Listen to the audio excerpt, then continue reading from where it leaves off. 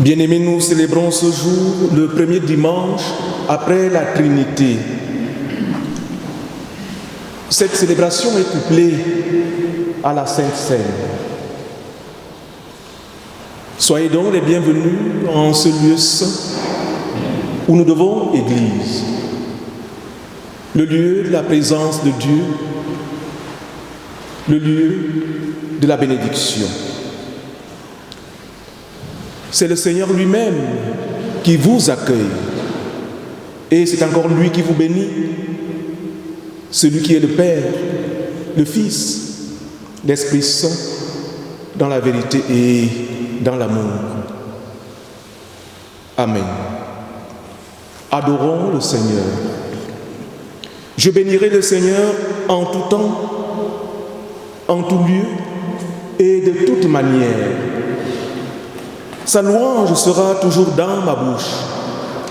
Que mon âme se glorifie en le Seigneur. Que les malheureux écoutent et se réjouissent. Exaltez avec moi le Seigneur. Célébrons le Seigneur, bénissons son nom. J'ai cherché le Seigneur et il m'a écouté. Il m'a délivré de toutes mes frayeurs. Quand on tourne vers lui les regards, on est rayonnant de joie. Et le visage ne se couvre pas de honte. Quand un malheureux crie, le Seigneur entend et il le sauve de toutes ses détresses. Venez et voyez comment le Seigneur est bon. Heureux l'homme qui cherche en lui son refuge. Craignez le Seigneur, vous tous ses saints. Car rien ne manque à ceux qui craignent le Seigneur. Béni soit le Seigneur, le Dieu de mon salut, et que sa gloire subsiste à jamais. Louez le Seigneur. Bien-aimés, face à un tel Dieu, je vous prie de vous lever comme un seul homme pour chanter avec moi, pour la gloire de son nom, le cantique « À Dieu soit la gloire ».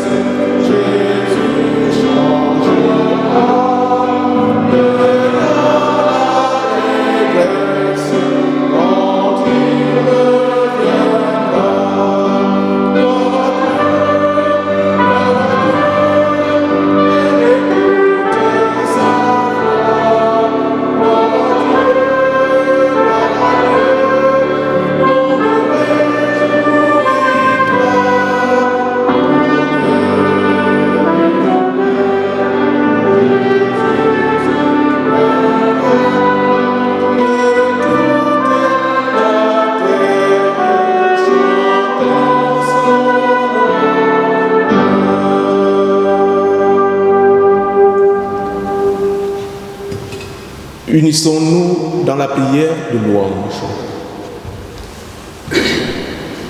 Notre Dieu et notre Père en Jésus-Christ, notre Seigneur et notre Sauveur, comme tu nous créais au commencement et que tu ressuscitas ton divin Fils le premier jour de la semaine, nous te prions en ce début de semaine de nous recréer selon ton image et de nous rafraîchir par la prédication de ta parole et par la mendication de cette même parole faite chair qui nous a été donnée comme véritable manger et comme véritable breuvage. Que nous commencions une nouvelle vie, puisque nous inaugurons une semaine nouvelle. C'est notre prière au nom de Jésus-Christ, l'agneau qui a été immolé et qui maintenant vit et règne avec toi, le Père Tout-Puissant, dans l'unité du même Esprit Saint, un seul Dieu pour les siècles des siècles. Amen. Je vous prie de reprendre place. Écoutons, bien-aimés dans la foi, quelle est la volonté du Seigneur pour nous.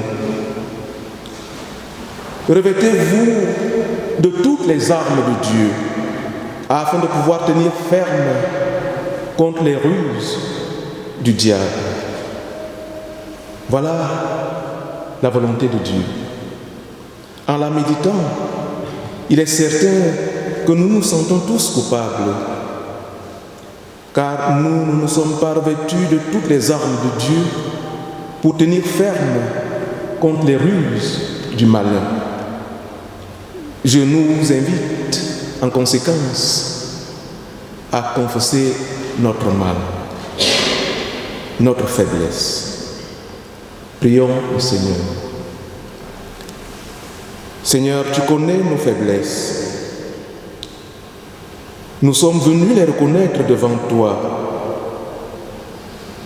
Nous attendons des miracles, des prodiges et négligeons l'enseignement de tes prophètes et celui de tes apôtres.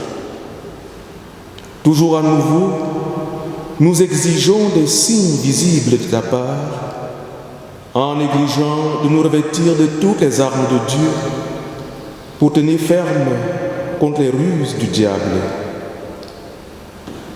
Pourtant, nous t'appartenons depuis notre baptême et ton Église nous a transmis ton appel. Père des miséricordes, pardonne à ceux qui se repentent ici et maintenant. Et pour l'amour du Christ, aie pitié de nous. Amen. Écoutons maintenant, bien-aimés dans la foi, la réponse du Seigneur à notre prière. Christ est l'agneau de Dieu qui ôte le péché du monde. C'est en lui que nous avons la rédemption par son sang, la rémission des péchés selon la richesse de sa grâce. Que tous, dont la repentance et la foi sont sincères, reçoivent ici et maintenant du Seigneur le pardon de leurs péchés. Amen. Et toi, mon âme, bénis le Seigneur et n'oublie aucun de ses bienfaits.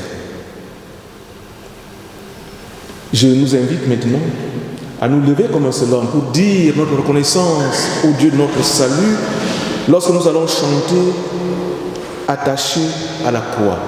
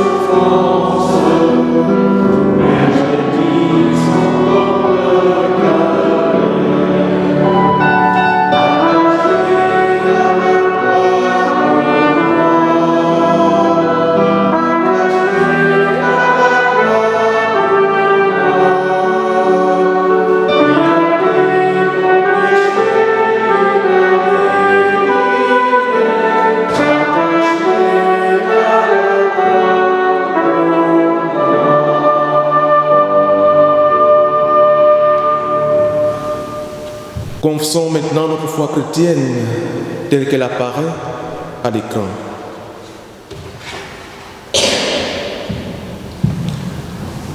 On y va. Nous croyons en Dieu, malgré son silence et son secret. Nous croyons qu'il est vivant, malgré le mal et la souffrance. Nous croyons qu'il a fait le monde pour le bonheur de la vie, malgré les limites de notre raison et les révoltes de notre cœur. Nous croyons en Dieu. Nous croyons en Jésus-Christ. Malgré les siècles de son existence terrestre, nous croyons en sa parole.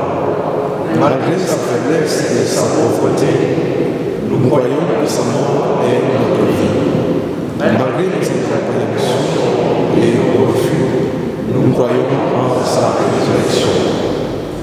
Nous croyons en l'Esprit Saint. Malgré les apparences, nous croyons qu'il conduit l'Église. Malgré la mort, nous croyons à la résurrection. Malgré l'ignorance et l'incrédulité, nous croyons que le royaume de Dieu est pour tous les hommes. Amen. Je vous prie de reprendre place. Seigneur, tu as dit, là où 2 ou 3 se rassemblent en mon nom, je suis au milieu d'eux. Merci pour cette promesse rassurante et rafraîchissante. Voici, Seigneur, nous sommes déjà plus de 2 ou 3. Nous te prions pour que cette promesse se réalise pour nous, en ce moment même où nous sommes assemblés en ton nom, pour te louer, pour écouter ta parole, pour communier avec toi et toi avec nous. Fais taire en nous toute autre voix que la tienne. Soumets notre volonté et triomphe de notre orgueil. Viens donc, Seigneur, et parle, car ton peuple écoute. Amen. Nous lirons au livre de Jérémie, chapitre 23, versets 16 à 29. Ainsi parle l'Éternel des armées. N'écoutez pas les paroles des prophètes qui vous prophétisent. Ils vous entraînent à des choses de néant. Ils disent les visions de leur cœur et non ce qui vient de la bouche de l'Éternel. Ils disent à ceux qui me méprisent, l'Éternel a dit, vous aurez la paix. Et ils disent à tous ceux qui suivent les penchants de leur cœur, il ne vous arrivera aucun mal. Qui donc a assisté au conseil de l'Éternel pour voir, pour écouter sa parole? Qui a prêté l'oreille à sa parole? Qui l'a entendu? Voici, la tempête de l'Éternel, la fureur éclate, l'orage se précipite, ils font sur la tête des méchants. La colère de l'Éternel ne se calmera pas jusqu'à ce qu'il ait accompli, exécuté les desseins de son cœur. Je n'ai point envoyé ces prophètes, et ils ont couru. Je ne leur ai point parlé, et ils ont prophétisé. S'ils avaient assisté à mon conseil, ils auraient dû faire entendre mes paroles à mon peuple et les faire revenir de leur mauvaise voie, de la méchanceté de leurs actions. Ne suis-je un Dieu que de près, dit l'Éternel, et ne suis-je pas aussi un Dieu de loin? Quelqu'un se tiendra-t-il dans un lieu caché, sans que je le voie, dit l'Éternel. Ne remplis-je pas, moi, les cieux et la terre, dit l'Éternel. J'ai entendu ce que disent les prophètes qui prophétisent en mon nom le mensonge, disant « J'ai eu un songe, j'ai eu un songe ». Jusque à quand ces prophètes veulent-ils prophétiser le mensonge, prophétiser la tromperie de leur cœur? Ils pensent faire oublier mon nom à mon peuple par les songes que chacun d'eux raconte à son prochain, comme leurs pères ont oublié mon nom pour Baal. Que le prophète qui a eu un songe raconte ce songe, et que celui qui a entendu ma parole rapporte fidèlement ma parole. pourquoi mêler la paille au froment, dit l'Éternel. Ma parole n'est-elle pas comme un feu, dit l'Éternel, et comme un marteau qui brise le roc? La deuxième lecture se trouve dans Jean 4, les versets 16b à 21. Dieu est amour, et celui qui demeure dans l'amour en Dieu, et Dieu demeure en lui. Tel il est, tel nous sommes ainsi dans ce monde.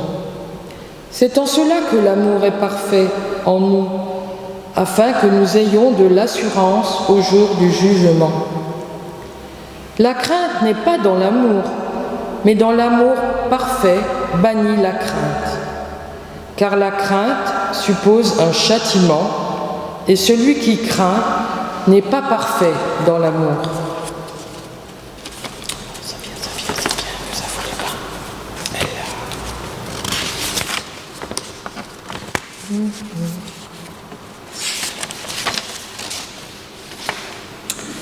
Pour nous, nous l'aimons, parce qu'il nous a aimés le premier.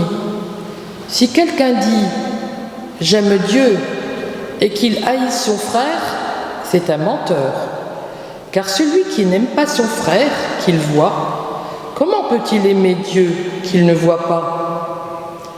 Et nous avons de lui ce commandement: celui qui aime Dieu aime aussi son frère. La lecture qui servira de base à la prédication se trouve dans l'évangile de Luc au chapitre 16, les versets 19 à 31.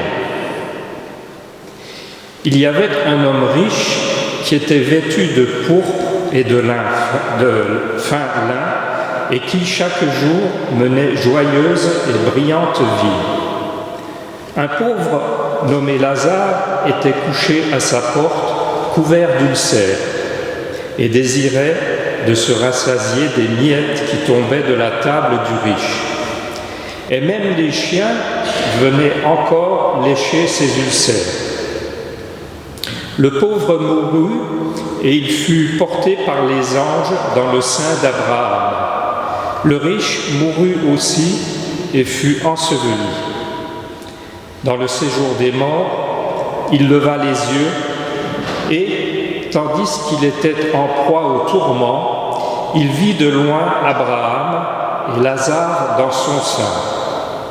Il s'écria: « Père Abraham, aie pitié de moi et envoie Lazare pour qu'il trempe le bout de son doigt dans l'eau et me rafraîchisse la langue, car je souffre cruellement dans cette flamme. » Abraham répondit: « Mon enfant, souviens-toi que tu as reçu tes biens pendant ta vie et que Lazare a eu les maux pendant la sienne. Maintenant, il est ici consolé et toi, tu souffres.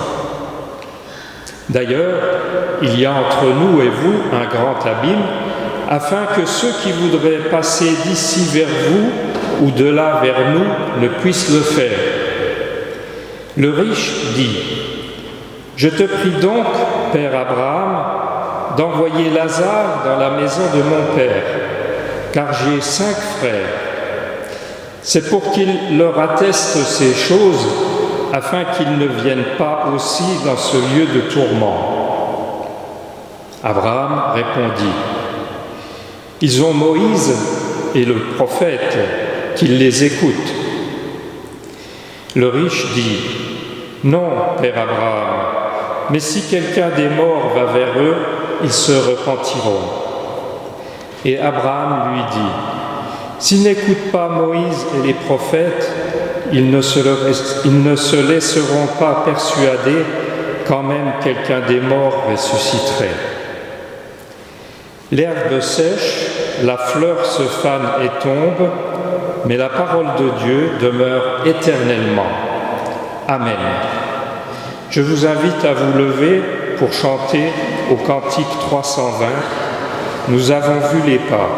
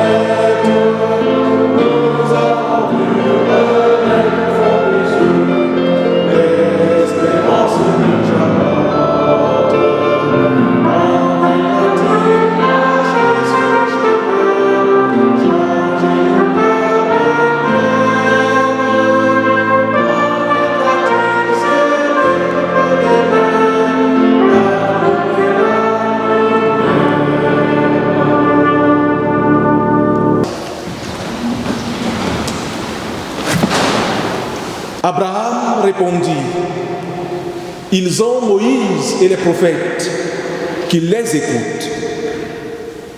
Verset 29 du texte qui sous-tend notre méditation de ce jour. Bien-aimés dans la foi, recevez mon salut fraternel dans le nom du Seigneur. Notre texte de méditation de ce jour porte sur la parabole qui a pour acteurs principaux le mauvais riche et le pauvre Lazare.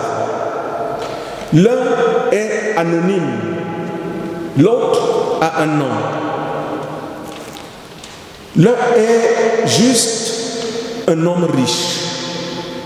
Il n'a pas de nom, mais il porte de beaux vêtements, mène une vie oisive et festive tous les jours. L'autre porte le nom de Lazare, un clochard lapideuse espèce, puisqu'il désire se rassasier des miettes qui tombent de la table du riche, hélas. Bien plus, son personnel soignant se recrute parmi les chiens aptes à lécher ses ulcères. Versets 19 à 21 de notre texte. Bien-aimés, nous assistons ici à un renversement des catégories sociales et des valeurs. Car dans la vie de tous les jours, ce sont les riches qui ont un nom, une renommée, tandis que les clochards sont anonymes. Mais ici, nous ne sommes pas dans la vie de tous les jours. Nous sommes dans une parabole. Et dans ce cas, c'est le sens qui est important. Nous remettre en question en vue du royaume présent et à venir, le royaume de Dieu. Avançons alors dans la quête du sens. Le nom Lazare en hébreu signifie Dieu vient en aide ou encore Dieu vient au secours. Du coup, une interrogation s'impose et je la formule. Dieu a-t-il oublié Lazare? Quel paradoxe pourrait-on dire? En effet, dans la parabole, Lazare, où Dieu vient en aide, est couvert d'ulcères. Il est à la rue, il n'a rien à manger. C'est une espèce de chien galeux qui vit dans le caniveau. Et son nom veut dire Dieu a secouru. On peut légitimement constater que Lazare porte bien mal son nom. Que son nom est en décalage total avec la réalité. Qu'il est même une insulte à l'honneur de Dieu. Et quand on voit ce pauvre clochard, on est convaincu que Dieu ne l'a pas secouru. Pas du tout. Il en est la preuve vivante, pourrait-on dire. Quant à notre riche sans nom, rien à voir avec le cas de Lazare. Lui, tout le monde voit qu'il a même Dieu de son côté. Il a de la classe. Il porte des vêtements élégants, bien coupés, des étoffes de valeur, de qualité, de pourpre et de fin lin. Verset 19 de notre texte. Il a une superbe maison, une villa, un grand château. La meilleure société vient à lui et il vit de fête en fête. Somme toute, c'est la vie de rêve de beaucoup de jeunes aujourd'hui et peut-être aussi de moins jeunes. Par-dessus tout, il fait honneur à sa communauté et à Dieu, pourrait-on dire encore. On peut alors observer que le nom du riche n'est pas indiqué. Mais ce qui est plutôt indiqué, ce sont les éléments extérieurs et visibles de sa richesse, comme ses vêtements de pourpre et de fin lin, et la vie qu'il peut se payer, joyeuse et brillante. C'est comme si le riche n'existe que par ses richesses, par son avoir, sans un être vraiment. Il est dans le paraître et non dans l'être. C'est comme si ces richesses lui ont fait perdre son nom, son identité, son âme. Cela arrive malheureusement à beaucoup. C'est enfin comme si ses biens et ses richesses ont supplanté sa personne. Et il ne se définit plus qu'à partir de son avoir. Il a beaucoup de richesses, certes, mais il n'a que cela et en a perdu son nom. Pourtant, comme Lazare, comme vous et moi, c'est une personne créée à l'image de Dieu et appelée à avoir une relation avec Dieu. Mais Lazare, lui, certes, il est pauvre, mais il a un nom, une identité, une personnalité. Puis, comme cela arrive à tout être humain, la mort frappe nos deux personnages. On peut penser avec raison que le riche a des obsèques somptueuses, grandioses, dignes d'un pacha des 1001 nuits. Et que Lazare, lui, est jeté dans une fosse commune à la va-vite. Mais après, Lazare est accueilli par les anges et a une place d'honneur aux côtés d'Abraham. Le riche, quant à lui, est enseveli. Il est mis dans le tombeau. Puis, dans le séjour des morts et en proie au tourment, il voit Lazare dans le sein d'Abraham. Voyez-vous, c'est la première fois que le riche voit vraiment Lazare. Il ne voyait pas du tout pendant son existence terrestre. C'est maintenant que Lazare est dans le sein d'Abraham que le riche le voit vraiment pour la première fois. On peut donc constater qu'après la mort, tout s'inverse. Tout s'inverse. Le riche est torturé dans les flammes, tandis que Lazare jouit de la félicité éternelle auprès d'Abraham, le père des croyants. Nous sommes donc enseignés que la richesse matérielle n'est pas nécessairement le signe de la bénédiction divine. D'ailleurs, la bénédiction divine n'a pas besoin nécessairement de signes extérieurs et visibles. Elle n'a pas besoin d'être repérée nécessairement. Mais attention, si le riche est torturé par les flammes, ce n'est pas parce qu'il est riche. Martin Luther l'avait dit en son temps. Un riche ne va pas en enfer parce qu'il est riche et un pauvre au ciel parce qu'il est pauvre. Non, non. Abraham, par exemple, que l'on retrouve dans cette parabole, était riche en son temps et se retrouve du bon côté. La différence entre ces deux personnages ne réside donc pas dans la richesse et dans la pauvreté. Si le riche est torturé par les flammes, ce n'est non plus parce qu'il a été avare, non. Ce n'est pas par avarice qu'il n'a pas secouru Lazare, non. Ce qui l'a empêché de secourir Lazare, c'est le mépris que Lazare lui inspire. C'est le mépris que Lazare lui a inspiré de son vivant. Mais quoi? Accueillir ce chien galeux dans un univers chic et combien luxueux? On n'y pense pas un instant. Voilà le mal. Voilà le mal. Le mépris de l'autre, le prochain. Si le riche est torturé dans les flammes, c'est parce qu'il n'a pas observé la loi. Cette loi qui instruit de secourir son prochain dans la détresse. Si le riche est torturé dans les flammes, c'est parce qu'il n'a pas vécu en vrai juif. Si le riche est torturé dans les flammes, c'est enfin parce qu'il n'a pas jeté les yeux sur Lazare. Bien que Lazare se trouvait à sa porte, il ne l'a pas simplement vu. Le mépris, voyez-vous, c'est l'ignorance de l'autre. Voilà le mal. La mort est donc devenue pour le riche une véritable révolution, pourrait-on dire.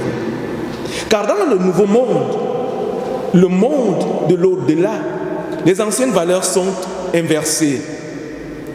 Le riche se retrouve maintenant du mauvais côté et Lazare du bon côté. Dans le sein même d'Abraham, verset 23, partie C de notre texte. Maintenant, c'est le tour du riche d'avoir le besoin d'être secouru. Alors il ne s'avoue pas vaincu et il tente d'avoir recours à Abraham. Abraham lui répond que le fossé que de son vivant il avait mis entre Lazare et lui continue pour l'éternité. Mais le riche ne s'avoue pas toujours vaincu. À présent que Lazare est aux côtés d'Abraham, il a repris à ses yeux un certain prestige. Il faudrait qu'il aille au moins prévenir ses frères qui vivent eux aussi dans le mépris des autres. Le mépris des autres. C'est la première fois que le riche pense à un autre que lui-même. Il se souvient qu'il a des frères. En fait, ce que le riche demande pour ses frères, c'est un signe, c'est-à-dire un miracle. Il demande que Lazare retourne dans le pays des vivants pour annoncer la repentance et l'amour aux frères du riche. Et là encore, Abraham le déboute et le renvoie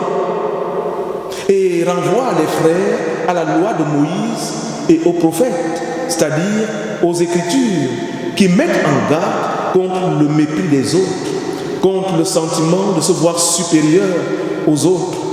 En fait, Abraham lui signifie que tout ce que ses frères ont besoin de savoir pour mener une vie juste se trouve dans les saintes Écritures. Voilà le message d'Abraham. Tout cela se trouve dans les Écritures. Frères et sœurs dans le Seigneur, la solution de ce riche et de ceux qui vivent comme lui n'est pas dans un signe ou dans un miracle. La solution n'est pas dans le retour d'un mort pour annoncer la repentance, l'amour et la foi en Dieu. D'ailleurs, quelqu'un le fera plus tard. Mais beaucoup n'ont pas cru pour autant à sa résurrection, tels que les Sadducéens qui nient la résurrection. En effet, le crucifié de Golgotha est vraiment ressuscité le dimanche matin. Mais très peu ont cru à sa résurrection physique et corporelle. Aujourd'hui encore, ils sont légions, ceux qui bottent en touche la résurrection physique et corporelle du Christ crucifié, le Fils unique.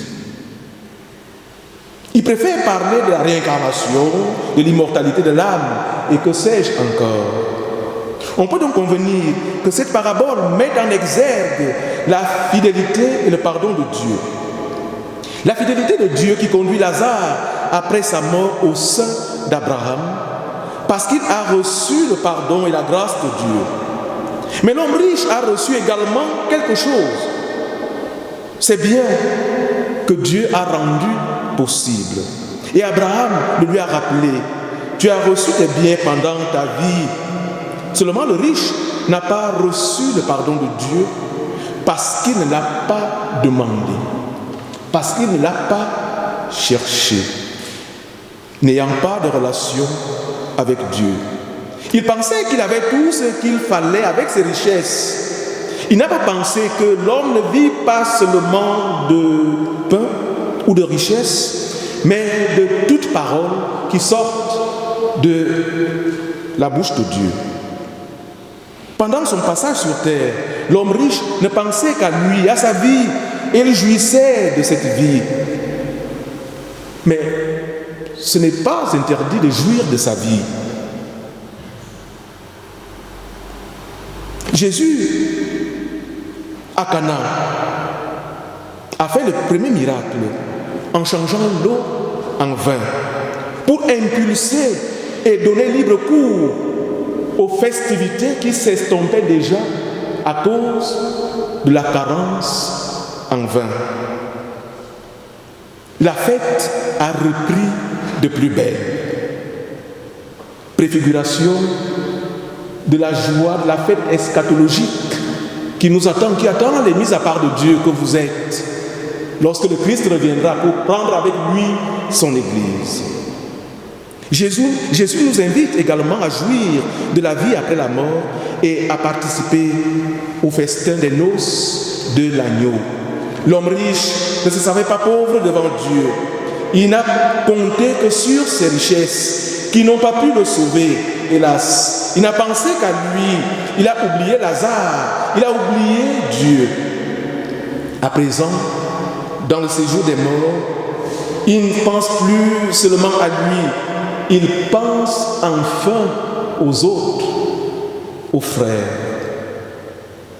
Il aimerait pouvoir leur envoyer Lazare en espérant qu'il comprendrait ce qui est essentiel dans la vie et se repentirait. Le riche est désormais conscient de ses péchés et de ceux de ses frères. Et il parle enfin de la repentance. Mais la repentance, voyez-vous, c'est ici et non là-bas. En définitive, au regard de ce qui précède, on peut penser que cette parabole du riche et du pauvre Lazare pourrait également s'intituler la parabole du pauvre homme riche et du riche pauvre Lazare. Elle nous invite et nous engage à axer nos vies sur la parole de Dieu seul si nous voulons hériter de la vie éternelle. La loi nous rappelle d'ailleurs que c'est un péché que d'aimer quelque chose ou quelqu'un plus que Dieu. Dieu désire le bonheur de tous, riches ou pauvres. C'est pourquoi il a envoyé son Fils qui est venu pour que cette brebis ait la vie et qu'elle l'ait avec abondance.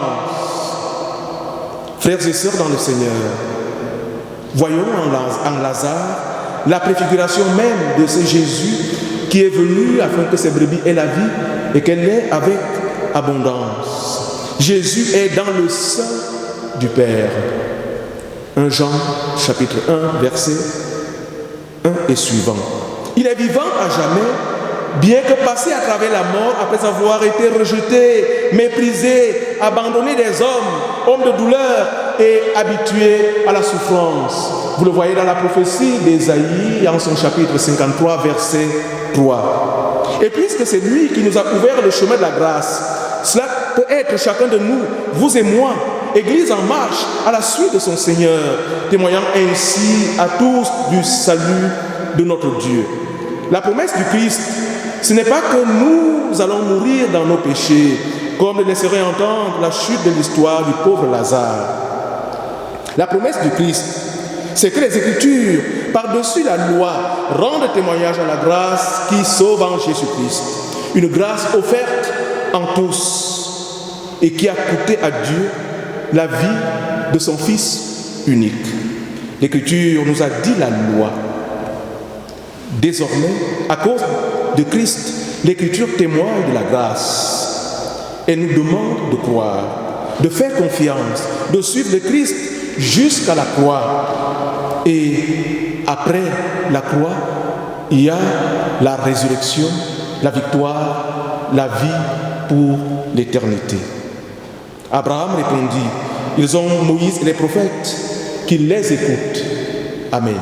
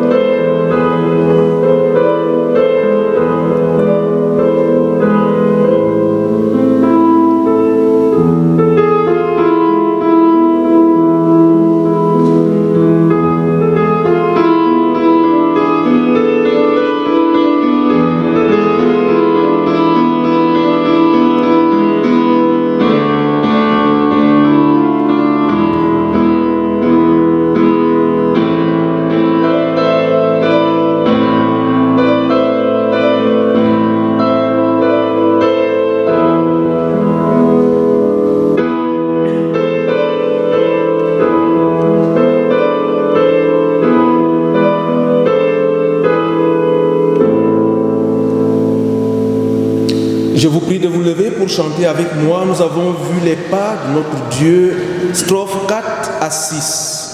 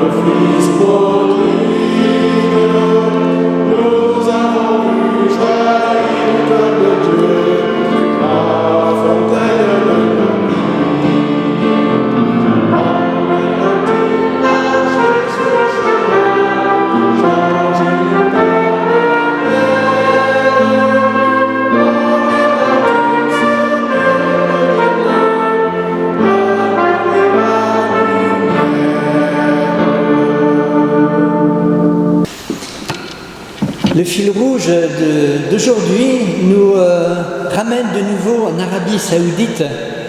Il y a 15 jours ou 3 semaines, je vous avais parlé d'une personne qui était en Arabie Saoudite, qu'on a nommé Adam, et qui avait été pourchassé parce qu'il était chrétien.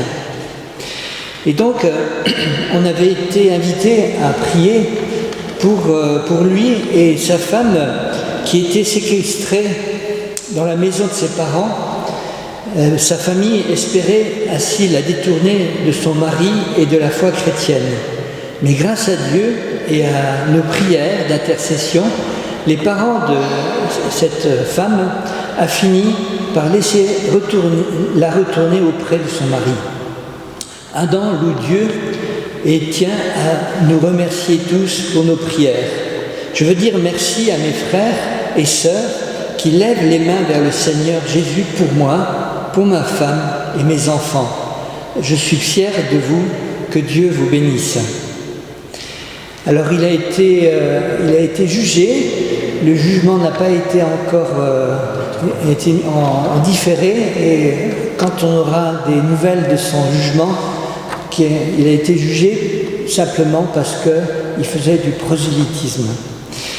Alors, les sujets de prière d'aujourd'hui, c'est de prier pour la protection d'Adam et de son épouse et de leurs enfants. Prions que Dieu inspire aux juges de la clémence et de la compassion, et prions aussi afin que le verdict rendu soit une source d'encouragement pour les chrétiens saoudiens.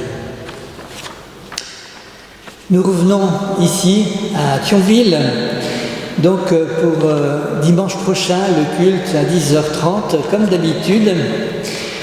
Les activités, l'ouvroir des dames, oui, jeudi, comme d'habitude, et également la réunion de prière qui aura lieu au foyer à 16h30.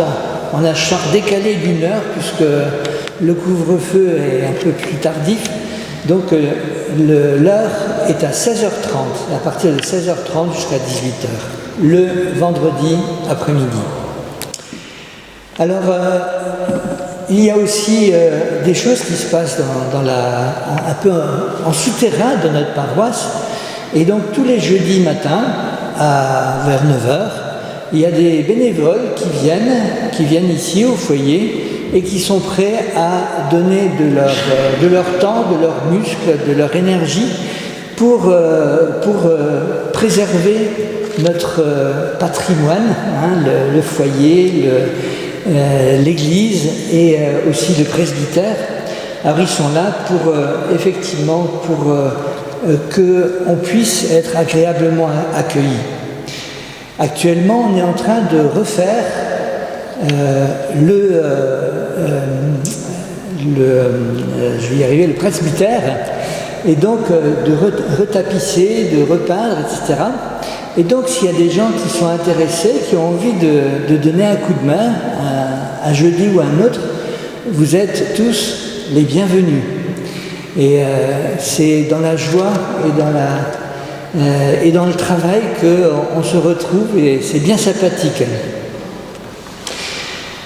Autrement, il y a samedi prochain, le bureau du conseil presbytéral de Thionville et celui de Lutz vont se retrouver pour préparer la rentrée, parce que je ne sais pas si vous le savez, mais à partir de septembre, Marianne, le pasteur de Lutz, va partir, et donc il y aura plus que 2 pasteurs ici, donc un à Thionville, un à Nilvange, et on va devoir travailler tous ensemble pour que les uns et les autres, chaque communauté, puisse vivre. Alors, le culte de départ de Marianne aura lieu le 26 juin à 16h30, et si l'un ou l'autre voudrait y participer, il faut s'y inscrire, parce que pour l'instant, on ne peut pas être trop nombreux dans les temples, et donc il faut s'inscrire auprès de l'église, de la paroisse de Lutz. Hier, il y a eu aussi un événement particulier et important pour notre église, c'est le consistoire.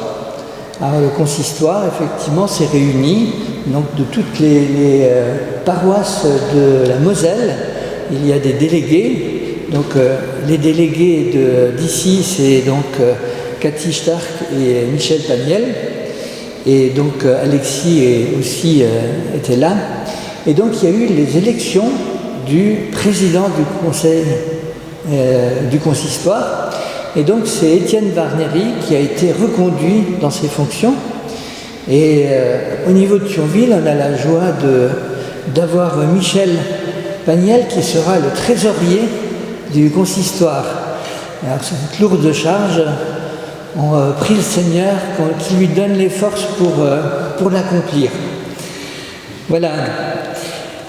Autrement, il y a le binôme de prière qui sera là, comme d'habitude, le dimanche matin. Donc il y a 2 personnes qui seront là et qui seront là pour accueillir si vous avez un souci, si vous avez une demande particulière ou une joie particulière à partager. Vous pouvez venir prier. Et les 2 personnes-là s'engagent pour prier pour vous pour toute la semaine. On ne porte pas seulement 5 minutes, mais pendant toute la semaine. Une dernière chose, l'offrande sera accueillie à la sortie, comme d'habitude. Et aujourd'hui, nous avons la joie de pouvoir participer à la Sainte Seine. Alors, comme pour l'instant, on est toujours en Covid, on l'a fait en Covid compatible, c'est-à-dire que la Sainte Seine se passera ainsi, tout le monde reste à sa place, et il y a des gens qui se déplaceront donc avec des petits plateaux où il y a le pain, le vin ou le jus de fruits. Alors Gérard et moi, on aura le jus de fruits, et les autres personnes auront les plateaux avec le vin. Donc si vous voulez du jus de fruits, vous levez simplement la main pour qu'on vous voie. Voilà. Intercédons maintenant auprès de Dieu. Dieu notre Père, nous te remercions d'avoir envoyé ton divin Fils comme sauveur sur nos routes humaines, où tant d'hommes, de femmes et d'enfants sont atteints dans leur dignité et dans leur vie, tout comme Lazare en son temps. Seigneur, nous remettons à ta compassion celles et ceux qui souffrent dans leur corps et dans leur esprit. Et notamment ceux-là que nous nommons dans le secret de nos cœurs.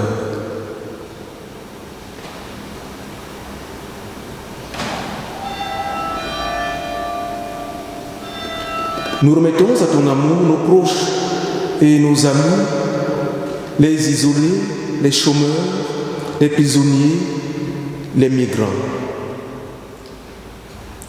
Accorde-nous de savoir nous tenir auprès d'eux. Nous remettons à ta sagesse les chefs des peuples, afin qu'ils recherchent la justice et la paix, et notamment en Arabie Saoudite, où tes serviteurs sont persécutés. Fais de nous des ouvriers de paix. Nous remettons à ton inspiration les artistes et les savants, afin qu'ils cherchent et révèlent le mystère de ta présence dans notre vie. Nous remettons à ta grâce celles et ceux que nous aimons ou que nous n'arrivons pas à aimer. Accorde-nous de les aimer en ton nom. Nous remettons à ta présence celles et ceux avec qui nous travaillons. Garde-nous près de toi et fais de nous des porteurs de ta bonne nouvelle. Fais-nous trouver dans le pain de vie, dans notre communion avec le Seigneur, la foi véritable. Et comme ce pain qui va être rompu, fait d'épis autrefois disséminés dans les campagnes, et comme ce fruit de la vigne, autrefois dispersés sur les coteaux, ont été recueillis et réunis sur ces tables saintes, qu'ainsi, Seigneur, toute ton Église, au ciel et sur la terre, soit bientôt rassemblée des extrémités de l'univers pour ton royaume. Amen.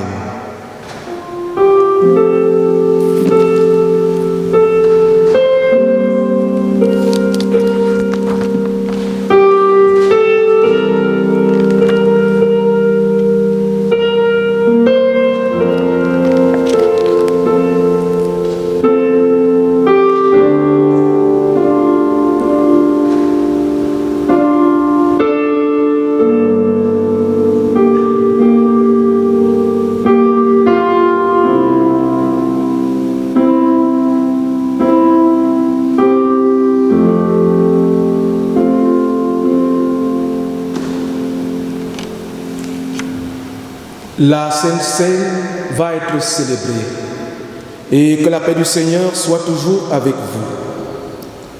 Amen. Le prophète Élie se coucha et s'endormit sous un genêt. Et voici un ange le toucha et lui dit, « Lève-toi, mange. » Il regarda et il y avait à son chevet un gâteau cuit sur des pierres chauffées et une cruche d'eau. Il mangea et but, puis se recoucha.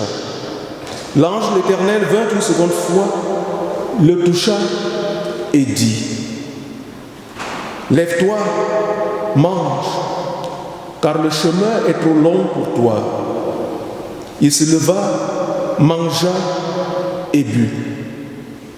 Et avec la force que lui donna cette nourriture, il marcha 40 jours et 40 nuits jusqu'à la montagne de Dieu à Horeb. Bien-aimé, la nourriture que Dieu donne est une force pour la vie spirituelle et la foi en Dieu, une force pour le voyage sur terre. Lorsque le Seigneur a donné cette nourriture au prophète Élie, celui-ci a marché 40 jours et 40 nuits jusqu'à la montagne de Dieu, à Horeb. Nous aussi, demandons au Seigneur de nous donner cette nourriture afin de nourrir notre âme, comme il a fait avec son serviteur, le prophète Élie, en nous levant pour chanter « Tu es là au cœur de nos vies ».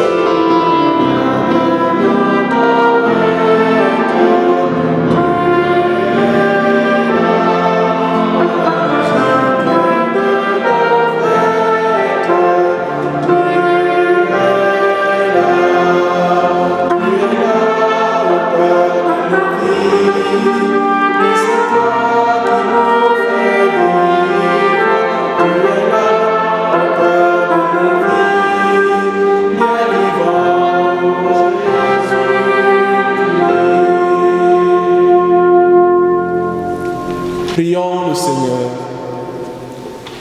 Père saint et juste, tu as tellement aimé le monde que tu as envoyé ton Fils unique pour qu'il soit notre Sauveur.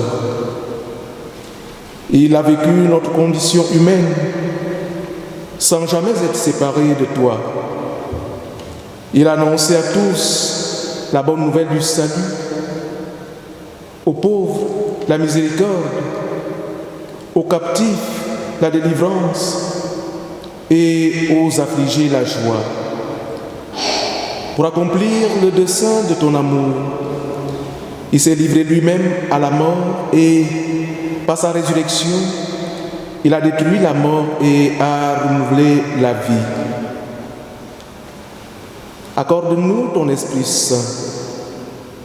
À nous tous qui allons manger de ce pain et boire de cette coupe, afin que les recevant suivant l'institution de Jésus-Christ, nous soyons faits participants de son corps et de son sang. Par lui, avec lui et en lui, comme à toi, Dieu le Père Tout-Puissant, dans l'unité du Saint-Esprit, tout honneur et toute gloire pour les siècles des siècles. Amen. Et puisque nous tenons ce pain et ce vin de ton Fils bien-aimé dans la nuit où il fut livré, nous allons maintenant procéder comme il nous l'a commandé. Car pour nous, les paroles du Christ sont un commandement. Lorsque le Christ parle,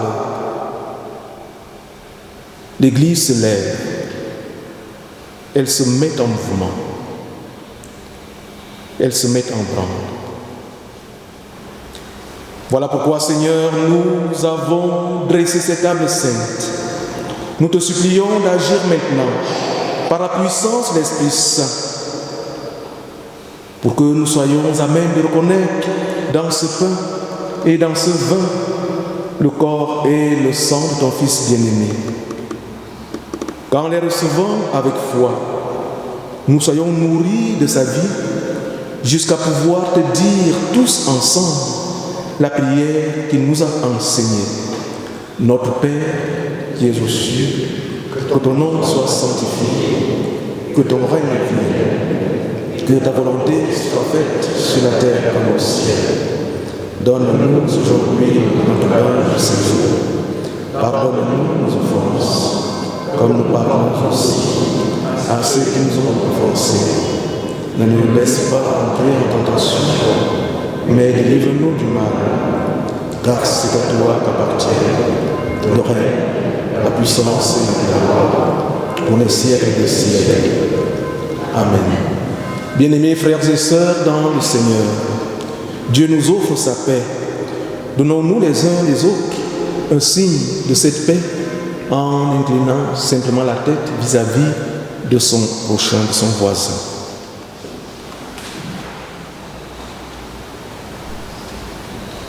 Ainsi donc, selon la sainte ordonnance du Seigneur, la nuit où il fut livré, je prends ce pain, je le romps devant vous, signe du partage et de la communion, et je déclare solennellement que le pain que nous rompons est la communion au corps de notre Seigneur. En mangeant de ce pain, qu'il vous soit donné de communier au corps de notre Seigneur. Amen. De même, après avoir soupé, il prit la coupe et la mit ceci. Cette coupe est la nouvelle alliance dans mon sang qui sera répandue pour la rémission des péchés. Chaque fois que vous ferez de même, faites-le en mémoire de moi. Voilà pourquoi je prends cette coupe. Et je déclare solennellement que la coupe de bénédiction pour laquelle nous rendons grâce est la communion au sang de notre Seigneur. En buvant de cette coupe, qu'il vous soit donné de communier au sang de notre Seigneur. Amen.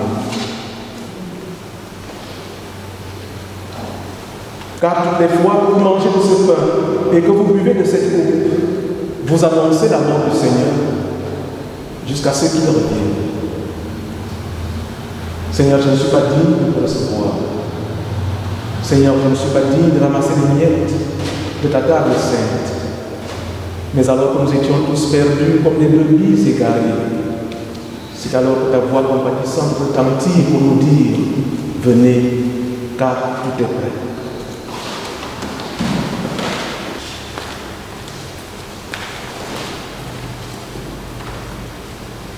Le Seigneur dit, voici, je me tiens à la porte et je frappe. Si quelqu'un entend ma voix et ouvre la porte, j'entrerai chez lui, je prendrai la Sainte Seine avec lui et lui avec moi. Je nous invite maintenant à communier avec le Seigneur et le Seigneur avec nous.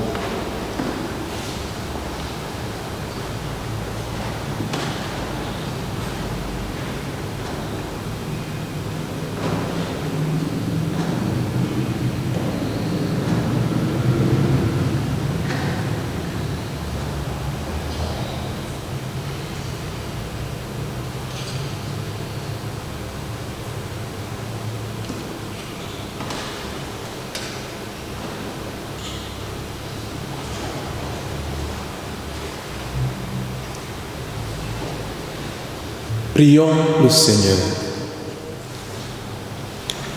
Seigneur notre Dieu, tu ne nous abandonnes jamais dans nos déserts. Loué sois-tu, Seigneur. Puisque tu nous as donné ton divin Fils, comme véritable manger et comme véritable breuvage. Nous te prions pour que cette communion affermisse nos pas, nous fortifie et nous soutienne dans notre lutte contre le mal. Sois béni pour les siècles des siècles. Amen. Je vous prie maintenant de vous lever pour recevoir la bénédiction de la part de notre Dieu.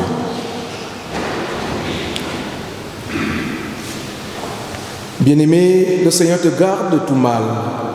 Il garde ta vie. Le Seigneur garde ton départ et ton arrivée dès maintenant et à jamais. Il te bénit, celui qui est le Père, le Fils et le Saint-Esprit, un seul Dieu, maintenant et éternellement. Partez maintenant. Vous êtes aimés de Dieu. Vous êtes bénis de Dieu. Amen. Et chantons pour terminer le cantique « Reste avec nous ».